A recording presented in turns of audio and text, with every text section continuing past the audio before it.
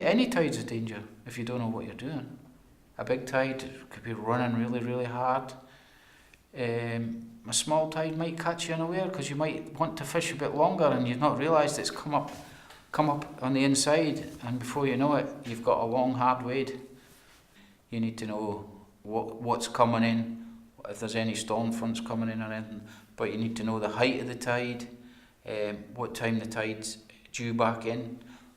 But they're only guides, because if there's a wind down the channel, that tide might come in an hour early. So it's a bit of experience and checking your tide book and speaking to your fellow half netters. Although I'm just myself today, it is a good idea always to be with somebody though. It is a bit silly just to come by yourself, but there's less and less people coming, so. In this particular part of the Solway, you get a lot of flow holes.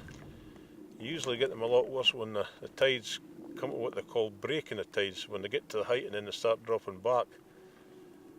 But they're hidden in a lot of places, so you could walk into one very easily.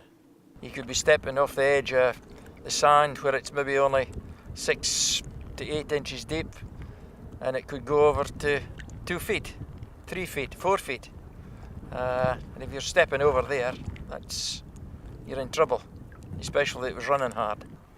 Whatever you do, you don't let go of your beam. You always keep a hold of the beam because it will keep you afloat. And you can actually swim with it as well. So besides for catching fish, it can be a lifesaver too.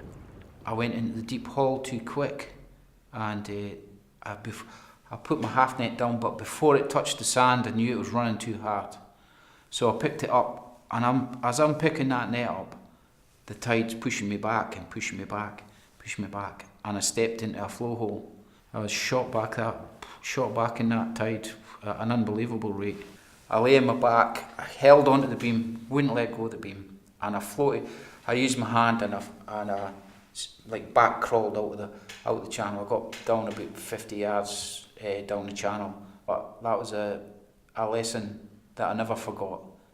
I will always check behind me. So it's just a case of push the beam at the end and feel your way along the sand nice and gently. Just make sure there's no big holes or anything, because if you do step in a hole with this amount of water coming through, you're away. And I had a bit feel round in a kind of circle and round behind me here, because if I've got to jump back, I want to make sure there's nothing in there as well that I'm going to just disappear into. This can change every tide. I mean, it moves thousands of tons of sand, the tide.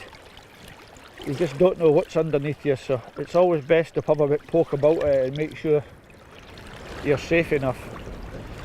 One of the worst factors on the Solway is in fact the fog. If the fog comes down, then we've got a big problem, because you can't find your way off, and other people have been trapped. I bought myself a watch which had a light in it, and it also had a compass on it. So if it did get foggy, I knew that if it headed north, I would come to land eventually. I've been trapped myself, and it's very difficult. The only way I got off, in fact, was following other people's footprints. You do get sinky sand as well that just looks wet, or if you're walking on the shore and there's sand, it's got a lot of shells in it. Sometimes it's soft, and it's usually in between flow holes. There's also a hem, or a drop over, which is the edge of shallow ground going into a hole, where the water runs over the shallow ground quite fast and then drops into the stiller water in the hole. The fish are drawn to that edge, so the fishermen fish that edge at an angle. You've got to be careful on a hem though, because of the way the water's running off the shallow into the deep, quite often it's soft, so you've always got to be careful. There's always the odd person that gets carried away and got to be pulled out.